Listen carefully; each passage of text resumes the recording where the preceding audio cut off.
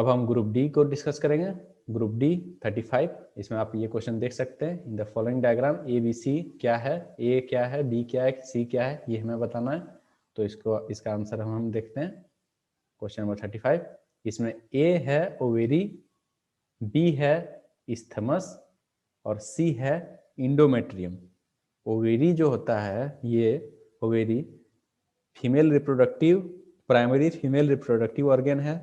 इसका काम क्या होता है? It produces egg cells and hormones. ठीक है। B isthmus, isthmus basically fallopian tube का पार्ट होता है। ये स्मॉल रीजन है, 2 सेंटीमीटर लगभग का, और ये कनेक्ट करता है एम्पुला एंड इन्फंडिबुलम को। तो ज़्यादा डिटेल में हमें डिस्कस नहीं करना है। ए ओवेरी है, बी इस्थमस है और सी इंडोमेट्रियम है। ये सी इंडोमेट्रियम है। ये इनर ग्लैंडुलर लेयर है दैट लाइंस यूटेरिन कैविटी। ये देखिए यूटेरिन कैविटी को लाइंस करता है ये। तो ये है इंडोमेट्रियम। तो ए हो गया ovary, B isthmus, C endometrium. अब हम क्वेश्चन नंबर 36 को डिस्कस करेंगे। What is tumour, what are the various causes of cancer. तो इसका आंसर अब हम देखते हैं। Question number 36, tumour is basically abnormal growth of sales.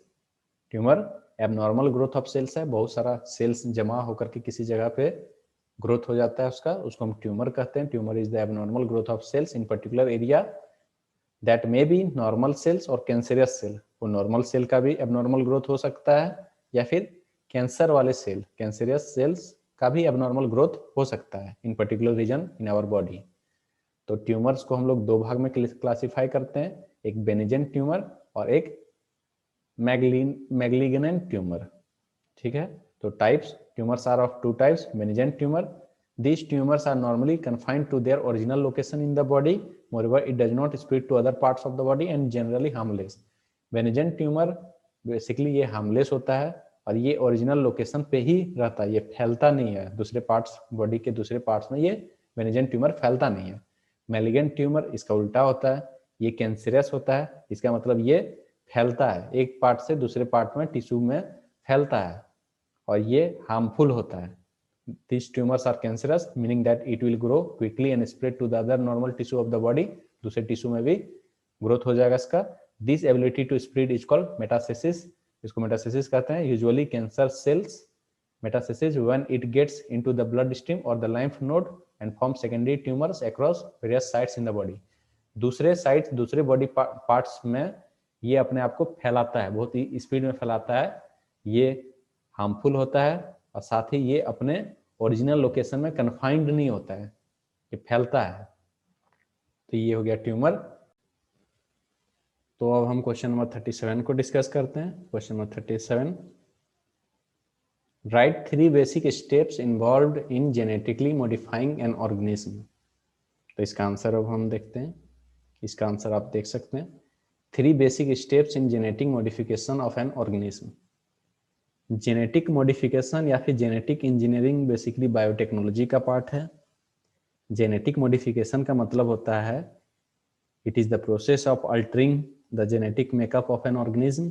मतलब जो जेनेटिक सीक्वेंस है उसको किसी और जेनेटिक सीक्वेंस से अल्टर करना, बदलना अपने हमारे डिजायर्स के लिए। तो इसमें बेसिकली बेसिक 3 स्टेप्स है, 1 2 3। इसे आपको लिखना है आंसर में। Identification of DNA with desirable genes. तो आपको सबसे पहले आइडेंटिफाई करना है कि कौन से डीएनए को उसमें आपको इंजेक्ट करना है, डालना है। दूसरा स्टेप है उस डीएनए को इंट्रोड्यूस करना होस्ट में, introduction of the identified DNA into the host. तीसरा स्टेप है maintenance of introduced DNA in the host, उसको मेंटेन करना, साथ ही उसको ट्रांसफर करना उसके प्रोजेनी में, transfer of the DNA to its progeny. ये 3 स्टेप्स है genetic modification of an organism के लिए। तो क्वेश्चन नंबर 37 हम डिस्कस कर लिए। अब हम क्वेश्चन नंबर 38 की ओर जाते हैं। क्वेश्चन नंबर 38, क्वेश्चन नंबर 38 आप देख सकते हैं। Question number 38, what is population growth, what are the various factors affecting the population growth. ये है क्वेश्चन नंबर 38। इसका आंसर अब हम देखते हैं। क्वेश्चन नंबर 38 आप देख सकते हैं यहाँ से, क्वेश्चन नंबर 38, पॉपुलेशन ग्रोथ क्या है? पॉपुलेशन ग्रोथ बहुत ही सामान्य टर्म है, इसे आप लोग सुने होंगे पहले भी। पॉपुलेशन ग्रोथ अगर इसको हम आसान भाषा में से बोलें तो पॉपुलेशन का बढ़ जाना, किसी भी रीजन में उसका जो पॉपुलेशन है उसका बढ़ जाना, उसको हम पॉपुलेशन ग्रोथ कहते हैं। तो इसमें आप देख सकते हैं population growth is loosely defined as the change in the amount of individuals of a species in an area over time. किसी भी समय में, जिस समय में हम उसको स्टडी कर रहे हैं उस एरिया के पॉपुलेशन को, उस समय में कितना अमाउंट ऑफ इंडिविजुअल्स वहाँ बढ़ गया, उसको हम पॉपुलेशन ग्रोथ कहते हैं। The size of A population keeps changing in time. Population growth, population जैसे जैसे जैसे समय बदलते जा रहा है पॉपुलेशन बढ़ते जा रहा है, तो size of population keeps changing in time depending on various factors. बहुत सारे फैक्टर्स पे डिपेंड करता है, including food ability, predation pressures and reduce weather. तो बहुत सारे कंडीशन पे, खाना अवेलेबल है कि नहीं, रोजगार अवेलेबल है कि नहीं, ये सब चीज पे फैक्टर्स पे डिपेंड करता है किसी भी एरिया का पॉपुलेशन क्या होगा। The human population is not a static factor. ये कोई फिक्स नहीं है कि आज जो यहाँ का ये पॉपुलेशन है यही हमेशा रहेगा। इसका पॉपुलेशन बढ़ भी सकता है, घट भी सकता है, depending upon various factors. Rather it is a growing at a very alarming rate. लेकिन अगर हम एक लार्ज एरिया में, अगर लार्ज एरिया ओवर टाइम में अगर बात करें तो पॉपुलेशन, ह्यूमन पॉपुलेशन दिन बर दिन बढ़ते जा रहा है। तो अब हम देखते हैं the various factors affecting the population growth are as follows. कौन सा फैक्टर्स अफेक्ट करता है, इसमें से आप देख सकते हैं। सबसे पहले दिया हुआ है नेटिलिटी। नेटिलिटी क्या होता है? Number of births during a given period in population that are added to the initial density. Initial density में जो नया जन्म, जिस समय हम स्टडी कर रहे हैं किसी भी एरिया के लिए पॉपुलेशन, तो उस समय में कितना नंबर ऑफ बर्थ्स हुआ वो नेटिलिटी कहलाता है। मोर्टेलिटी, कितना नंबर ऑफ डेथ्स हुआ in the population during a given period, जिसमें जिस गिवन पीरियड में हम पॉपुलेशन किसी भी पर्टिकुलर एरिया के लिए नाप रहे हैं उस समय में कितना नंबर ऑफ डेथ्स हुआ, उसको मोर्टेलिटी कहेंगे।